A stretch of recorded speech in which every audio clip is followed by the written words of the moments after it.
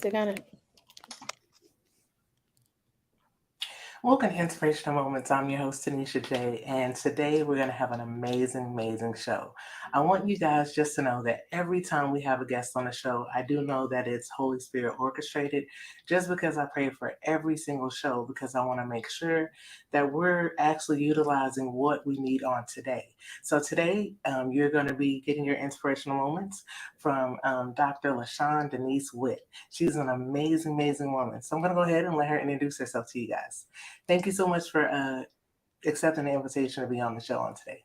Absolutely. Thank you so very much for having me, and hello to everyone who will hear this. Thank you again. I'm elated. Any opportunity that God allows me to just spend a few moments to share words of encouragement, share my story, my testimony, whatever it is.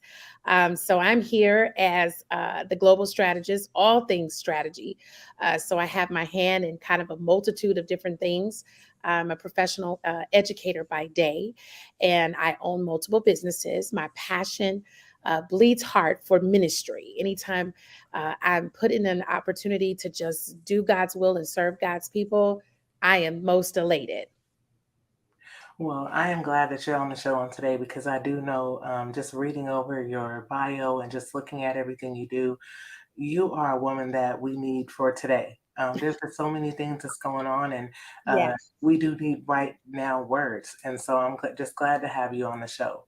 So if you could share your social media, your website, anywhere people can find out about you and just follow you, I would like you all to make sure whatever information she gives you, like, follow, and share on all her social media. Well, to follow me on social media, and it's so funny, I'm getting used to trying to remember all of this. But I am Dr. LaShawn Denise Witt, pretty much everywhere, Facebook, YouTube, TikTok, all of those different places. I probably spend the most time on Instagram. My Instagram is the underscore global underscore strategist. So it's the underscore global underscore strategist. And guess I have an app now, so they can download my app on their Apple or their Android devices. The app is called My Sister's Keeper TGS, and that stands for the Global Strategist. So they can keep up with me, follow me, get all of my inspirational videos and my quotes and all kinds of things that God gives me to send out every single day. Well, I love that app. That name is great. I love Thank that. you. Thank Well, I you. will make sure that later on, once we do in post production, guys, that it will be listed on the screen for you guys to make sure you can, like I said, like, follow, share, and just stay up to date on everything. I want you to go ahead and share your upcoming event. That way we can go ahead and let people know how they can register and just be a part of that as well.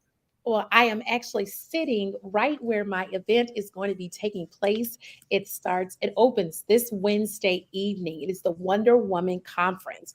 The Wonder Woman Conference is one of the largest events for people of faith and entrepreneurship.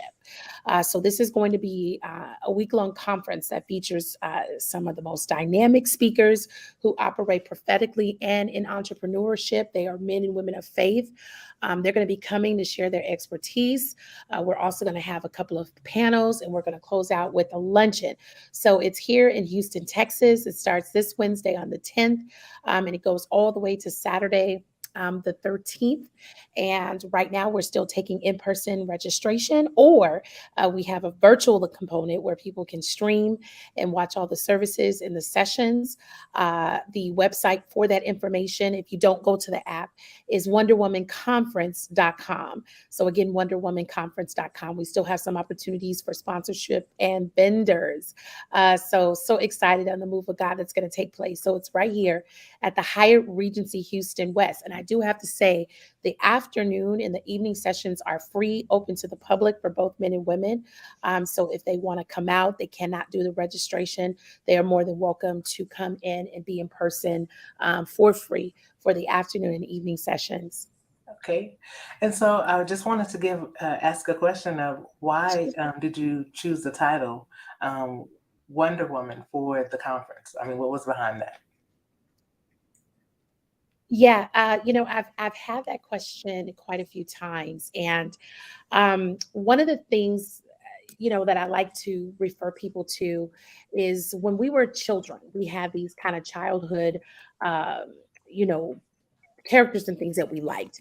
And so one of my favorite characters, well, I had a couple, was Wonder Woman and Strawberry Shortcake. Those were my two favorite characters. And growing up, when we used to watch the cartoons, we used to watch the action figures. We always saw the Wonder Woman character, if you will, as someone who had extraordinary power. That she was a superwoman, and so I kind of relate that to scripture. That God views women, He views us as these strong warriors. Mhm. We're not afterthoughts. We're not sidekick. Sometimes we compare ourselves and we sort of think that we're really nobody, but God views us as strong warriors, and our emotional vulnerability as women provides us with the strength that we need. So when looking at the conference title, it's like I've been called to inspire, motivate women, and we're used to putting this S on our chest, and we're super women, but oftentimes are we holistically giving ourselves to everything that we're doing mentally, emotionally, physically, spiritually, financially, whatever it is. And so the Wonder Woman conference was given to me, in just in my time of studying the Word and conversing with one of my friends who is a pastor. And so I just kind of we came up with Wonder Woman, and that concept has just flown. And so women who are attracted to this brand are women who exhibit those traits that I discussed. So that's how I came up with Wonder Woman. Well, I love that. Just because, like you said, there's so many things that Wonder Woman, when I look back, that it gives a woman to be able to look at. And so Yes, during this time, I do believe women need to be re-energized, absolutely. reunited, and to also know what strengths they do have. And so for you to have this at this time, I'm excited about it. Um, Yes, I know that God's going to really move, just because, like I said, it's a time for this type of work. absolutely, absolutely. And so the next question is, why is it important to bridge the gap between ministry and the marketplace? Well, it's very important. There's several things that have been touched upon my heart. When we're in ministry, sometimes when we're operating, whether we're a pastor in a church or we are working in a church, oftentimes we don't find our place in the marketplace. And God has gifted us with talents. He's gifted us with resources and skills and networking relationships that allow us to go into the marketplace. It allows us to be successful entrepreneurs. And I always tell people, you can't go into a boardroom and sit at a table and start speaking in tongues and think that that person across from the table is going to sign that contract. But what you can go into that boardroom with is the wisdom that God has given you to negotiate that contract, to negotiate whatever it is that you want. And so God has equipped us, like Lydia in the Bible and some of the other characters, He's equipped us with what we need to be successful. So bringing these two together, I can be a woman of faith. I can be a ministry like Lydia in the Bible, but I can also sell like she did purple cloths in the Bible. I can also be a successful merchant. Why can't we be two? Why can't we be people who are encouraged by the things that we see? So we often think, oh, only people who are not in ministry or not in the faith, they get all the millions, they get all of this. Well, God's equipped us to do the same thing. And Yeah. so bringing those two together is really pushing women of purpose to say, hey, you can be a first lady married to a pastor. You can run a ministry. You can be a woman of faith. You can preach, you can minister, you can do all these things, but you also can be a successful business owner. You can also be successful in the marketplace. So that's very important because there's a huge gap between those two. And so for me, the most important thing is building wealth. And like I was saying earlier, it's not just the money in the bank. It's, am I physically wealthy? Do I look good? Do I feel good? When I'm walking into those business situations, it's like, am I breathing hard? Am I out of breath? Am I taking care of my health? I can have the money in the bank, but am I healthy? Mentally, am I mentally healthy? Am I able to handle my emotions? Am I able to internalize what's going on with me? Do I know when it's time to see a therapist? Because, a lot of times people don't believe in having a therapist, and Jesus too. So Right. those are things that are so important when you're talking about being holistically wealthy. Yes. And I'm glad that you shared that, because a lot of people do feel like, if you are a Christian or if you are running ministry, that you should, some people feel it's like church is a business now, which that's Yes. what it always should have been. Yes. Because it says in the Bible that your gift will make room for you. So That's whatever right. you're doing, I believe God wants to make sure that you're Yes. capitalizing on, especially if you're having to use your own finances That's or right. you're having to do something. I think that that's where people need to understand some things are just from old traditions, and we're in a whole new generation, a whole new marketplace. So it is okay, especially for women, because we are in the forefront in ministry. So I love that you are doing this so women can understand that you can be a mom, you can be, like you said, a pastor's wife, you can be whatever it is, but you have that inner strength, which is Mhm. the Wonder Woman inside of you. Yes. So that Yes. is amazing. I love it. And Absolutely. so, what challenges have you faced with entrepreneurship? Challenges with entrepreneurship sometimes can be, it comes in spurts. It comes in different facets, if you will, phases of entrepreneurship. So for me, I think it's finding the support level. Oftentimes, you really think that your support should be coming from people that you know, family, friends, or just people that you interact with. But sometimes that's not always who God has purposed you to service. So it's organizing the way in which I carry myself, in which way I articulate my brand, and the confidence level. Because we have products, we have services, but everybody's going to have a different audience. And Right. so for me, it's always been, how do I adjust myself? How do I feel comfortable in saying, I'm a Black woman, I'm smart, I'm degreed, I'm varied experiences.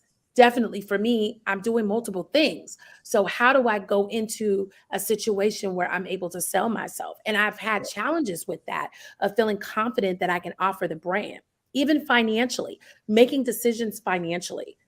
How do you spend the money? How do you use the money to grow your business, to brand yourself? It's so important to brand yourself. You got to be a brand. It's kind of like, you think about when you go in the grocery store. You know you're going to buy this type of brand. You're going to buy the Dorito chips. You're going to buy the Coca-Cola. You know these things by brand.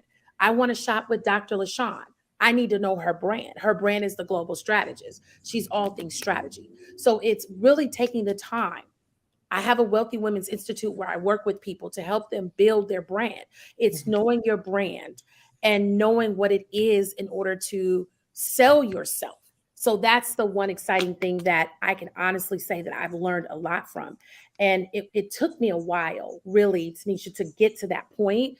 But I'm confident now. And that's why I'm able to teach people on what mistakes not to make. Because I've made a lot of mistakes. I've been a business owner for almost 2 or 3 decades. Right. Well, it's good that you're able to go from your own mistakes, and then have a lane where people can go and they don't hit those road bumps, get those detours. They can go straight to where they're supposed to go.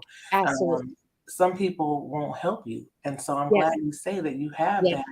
that, those tools for people to be able to say, hey, Yes. you know what, this is Yes. where I'm failing, this is where I need help, and then to come to your institute. That's Right. amazing. Yes. And so, how do you maintain your faith while being an entrepreneur and other roles that you have? For me, I don't move unless God tells me to move. I really pray and I seek God on all things, professionally, personally, entrepreneurially, whatever it is. I'm seeking God, because I've made some mistakes and I've done some things that are really, truly not what they should have been. What they should have been. And so for me, staying in my word, consecration, fasting, praying, and just really waiting still. Sometimes God doesn't always speak right away. So Right. you have to really wait for God. And I can sit here and tell you that it's been gravy. No, it has not. It hasn't always been a good thing. Mhm. And when I don't wait on God, when I don't allow Him to say, LaShawn, do this, LaShawn, do that, don't do this. When I don't do that, it's all kind of hell, all kind of warfare I'm catching, because I did not wait to hear what God wanted from me. So it's not easy, because, we live in a world where we want things instantaneously. We want God to move like that. We want God to do this. We want God to send it today. We want God to do this today. We want Him to say, here today. And it doesn't always operate. It doesn't always work like that, because there's a process we need to go through. There's that churning. And I always think of when my grandma taught me to make ice cream, and how it was, she was stirring it. This is back in the day. And I always see that vision, like, it doesn't come that fast all the time, LaShawn. So for me, it's finding ways to encourage myself. Let me tell you something. When God has given you a voice to motivate, inspire, speak into people's lives, it ain't easy. People think, oh, you can get bells and whistles. You can talk about, I do this, but to go through that process, it's different. It's I different. know you're Not speaking easy. to somebody because it is. If you're out there and you are going through that moment of where you are in the process, she's Hmm. giving you the information right now. What you just Yes. said was you have to seek God Yeah. because when you try to do it yourself. I'm a witness. I've done it. Okay, y'all, let me do A, B, C, and D, and when I get through, okay, now I need you. So Yes. instead Yes. of going through that, what you just said was great to consult God, get his approval, and then go with it. So I love that you shared. Yes. Yes. And so, what if there is a man out there and he's needing some help? What is your ministry? Do they help them? And I know it's probably some men listening saying, "Well, how can I get some help too?" Yeah. Wonder Woman is a brand for women. We obviously God has called me to women. That's why I said my worship services are open to men and women. I do have a culture circle where I do work with men. It took me a while to kind of figure that out because I knew that I was called to women. But let me tell you something about men. Men have a wisdom like no other. That's why it's so important for me to have men on my platform because women, we always say, "Oh, I don't need a man. I don't." Da, da, da." You Right, need the wisdom of a man. That's why God created us the way that we were created because we need the wisdom of a man. Now, I'm not saying you got to listen to a man and a man has got to tell you can't move without him. That is why when we're in a union, we come together, but we are submissive to our husbands because they have a level of wisdom, especially if they have a relationship with God, that they're able to teach us and that we're able to learn from.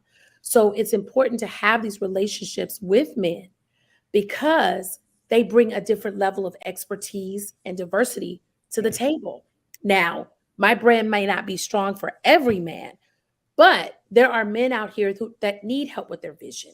They need someone to push purpose out of them. And that's what I am. That's what the coaches circle does. I take people and I'm like, hey, we gotta get you earning money from the things that you do. right. Well, I'm talking to you men out there. I wanted to put you in there because she did say that there's a part of the conference that you are included in. So I wanted to just Yes. make sure that I Yes. answered that question just before anybody's like, "Oh, well, let me go ahead and tune off." No, stay tuned in so you can tell Yes. another No. brother We that need he the men. and he can get us right. Yes. And so, I guess give us just a little bit of a backstory of how you got started, just to give people just a little insight about who you are and where you came from. Well, as it pertains to me, I went through some really serious challenges in my 20s and 30s. And I really, I was saved. I went to church. I did all of that. I prayed when it was convenient. But it was my third attempt for suicide when I was going into my 40s that I really changed the directory of my life. Things started to happen differently. In the mid 30s, I saw my life changing in a way that was different. I always struggled with prophetic because I would hear God's voice, but I wasn't sure I was hearing God's voice. And I knew that God was working on me for a very long time, but I could not, it didn't feel right. It was just like, I don't want to be in the limelight. I don't want to be talking about Jesus. I don't want to do all of that. Just leave me alone. So I fought back and forth for a very long time. And as I went into that next phase of my life, God began to shift things. I heard in the spirit shift when I came out of, I had this really difficult um, bout with, I needed to always want to commit suicide when I was going through all of these issues. And when God came, I had a visitation. The night that I tried to take my life, I had a visitation from God. And I heard God say, it is time to shift. You will not leave here until your purpose is done. So I knew that there was something that I had to do, but I didn't really know what that purpose was. I just knew that I didn't have the money. I wasn't where I wanted to be in my career. I didn't have a husband. All hell was breaking loose. So I'm like, you're not even giving me the things that I prayed for. So what do you want from me? That was my attitude with God. Like, why me? There's all these other people. Use them. And I Right. kept running and running and running. And so finally, I came to that point where I was like, God's not playing with me. So I had to shift. And one of the things was the conferences. God was like, conferences. He gave me conferences. And I was having dreams about conferences when I was a little girl. My grandmother used to tell me she would have dreams of me speaking in stadiums. And I'm like, what am I talking about? And I used to think that that was being a teacher. So what am I talking about? I don't really have anything to tell anybody. So it was as these things begin to unfold when I had my first conference, I was like, oh, I'm supposed to be really doing this. But I didn't know what I had in me to inspire people, because we live in a world where you can't tell me nothing unless you got what I want. And you know that because we spend time on social media. If she got it, I'm going to follow her. I'm going to pay attention. But it was the faith that God was dealing with me on. Whatever you want, you have to profess it. You have to have faith in it. So God dealt with all those lessons with me before he got me. And I'm by no ways perfect, because tell me, I struggle all the time. But it's at the place where I know that God is the facilitator of my life. He's going to give me what I need. He's going to handle things, and I just have to trust him. So it hasn't always been easy. So I'm embarking upon conference number year. I'm never doing a conference again, because I end up having to personally finance. I have to put all this money in. But God said, not this time. So I'm sitting here, I'm like, okay, God, you said you was gonna work a miracle. I'm just waiting for it to fall out the sky. But sometimes I have to talk to God like that, because it's God is a God of laughter. He's a God of fun. And some days I'll just sit in the chair. I'm like, all right, God, you handle that, because you said you were gonna handle it. So handle it. But it was my faith growing in God, and how I deal with God, and how I pray and I believe, and how I turn scripture around. I say, God, you said in this word, I keep my Bible all the time. This is what you said. I didn't say this. You said this. And you said that you are a God that shall not lie. So what you handle this. And so that is really what's increased my faith, because I hold God accountable. And I think we as Christians miss that. And because we're suffering in certain areas, or that we don't see the things that we're praying for, we're just going to take our hands off of it. But that's what I was talking about earlier. It's the processing. So to stand in front of hundreds of women and talk about what God has done to push women to their next level, women to their next level, everybody doesn't have that assignment. You've got to go through all of this pruning before you're able to deliver that. That's what God gave me for the listeners on today. Well, I mean, that right there was a whole word in itself. One thing that stuck out to me was a lot of people don't understand that their faith is what actually moved the hand of God. And Yes. so when you feel like you got to give up and you just have this much faith, that's all you Yes. need. You just Yes. hold on. So whoever's out there today and you're needing that word of it's about your faith. Yes. You just gave a great illustration of how you have your own personal relationship, how you talk to God. Some Yes. people don't understand that, and they're getting where you gotta go get on your knees and you gotta know God is Yes. like your father. He's right there always. He's available, and so however you want to communicate with God, that's your relationship. So whoever I'm talking to out there, there is your own personal relationship. It doesn't have Yes. to be scripted. It doesn't have to be like what you see on TV. It's your own personal relationship. So Yes. I love you shared that, because a lot of people that we see on TV, people imitate what they see, and Yes. that's not personal. That's something that you're Right. just mimicking. And Right. I'm glad that you were able to be transparent and be open and share that. Yes. Absolutely.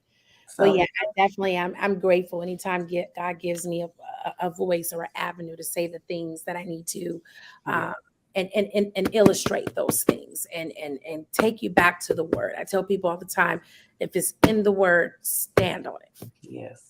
Hmm. Well, if there's an inspirational moment that you could share with a listener out there, it could be a word or a situation. We never know who we're speaking with, so I would love for you to just share an inspirational moment with a listener. To just kind of stay in tune with what we're talking about. We're living in a time. We're living in a time where sometimes we feel we feel lost. We feel like I just don't know what else I'm supposed to be doing. And sometimes we feel like we have to pull away from God, and because we just don't feel like we're getting what we need to. And I want to encourage the listeners, the viewers, that God is a God of everything, but sometimes his silence is the only thing that will prostrate us in the way that we need to be in order to be in prayer. And praying in the spirit is so important, because you get the breakthrough that you need. I Mhm. don't care how many sermons you listen to, how many YouTubes you Google. At the end of the day, it's praying in the spirit and really allowing God to heal you. And that's the piece where we're at. So sometimes people need healing in order to get to where they need to be.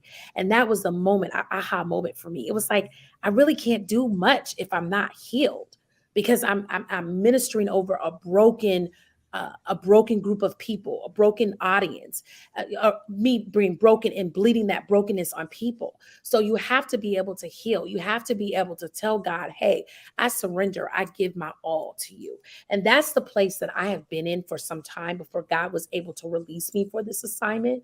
I battled with so many different self-esteem moments where I felt like I wasn't good enough. I didn't have the voice. I didn't understand the word. I wasn't a pastor. I didn't have a following. I didn't did this, that. I mean, just the list goes on. But I had to know that if I'm not ministering to but just one person, that I'm called to that one person in that season. And so I want to encourage people out there to really push your faith meter.